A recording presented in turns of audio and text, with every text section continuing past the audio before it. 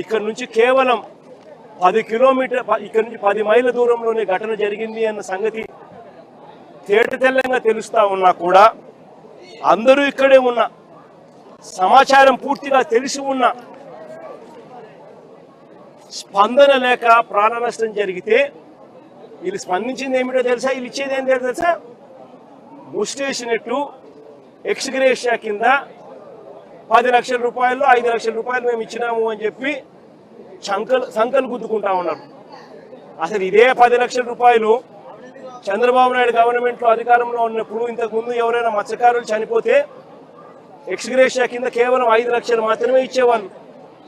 అట్లాంటిది వైఎస్ఆర్సీపీ అంటే మా ప్రభుత్వం వచ్చిన తర్వాత 5 లక్షలు 10 లక్షలు మేము పంచినాం.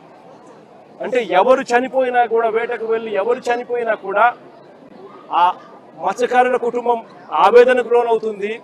వాళ్ళ కుటుంబాన్ని చూసుకునేవాడు ఎవడు ఉండడు. ఆ కుటుంబానికి అండగా ఉండాలని చెప్పి మానవతా దృక్పథంతో ఆ రోజు మా ప్రభుత్వం అంటే వైఎస్ఆర్సీపీ ప్రభుత్వ హయాంలో 5 లక్షలు 10 లక్షలు పెంచింది.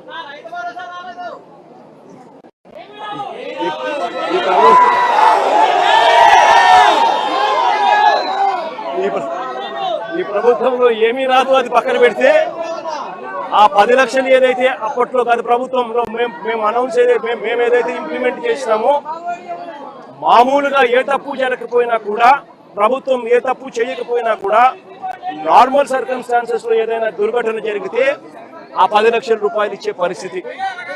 అలాంటిది ఇంత ప్రభుత్వం తప్పు జరిగినప్పుడు ప్రభుత్వమే దీనికి బాధ్యత వహించాల్సిన పరిస్థితి ఉన్నప్పుడు కేవలము ఆ 10 లక్షల్లోనే 5 లక్షలు ఇచ్చి చేతులు దులుపుకుంటాము అని అంటే ఇది కరెక్టేనా, న్యాయమేనా, ధర్మమేనా అని అడుగుతా ఉన్నా.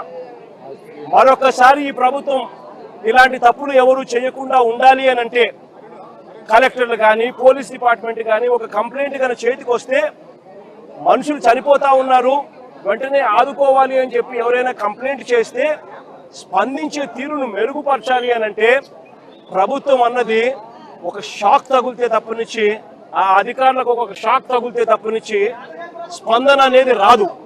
కాబట్టి ఖచ్చితంగా చెప్తా ఉన్నాం, ఈ చనిపోయిన 6 కుటుంబాలకు ప్రతి కుటుంబానికి ₹1 కోటి కాంపన్సేషన్ ఖచ్చితంగా.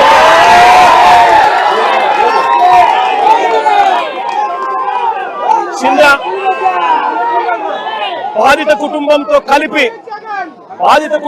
కలిపి 7 మందికి ఖచ్చితంగా ₹1 కోటి ప్రతి ఒక్కరికి ఇచ్చే కార్యక్రమం జరగాల.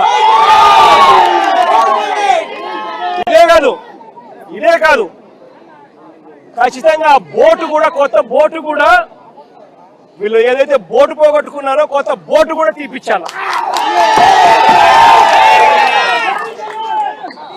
కనీసం ఈ మాదిరిగా ప్రభుత్వం అన్నది షాక్ తగిలితే తప్పనిచ్చి కనీసం రేపు పొద్దున అధికారులు అనే వాళ్ళు ఎవరైనా కూడా ఏదైనా కంప్లైంట్ వస్తే ఇంత సివియర్ గా రామిఫికేషన్స్ ఉంటాయి, ఇంత సివియర్ గా పెనాల్టీస్ ఉంటాయి. కాబట్టి ఖచ్చితంగా ప్రభుత్వం తప్పిదం అనేది ఉండకూడదు అని జాగ్రత్తలు పడతారు.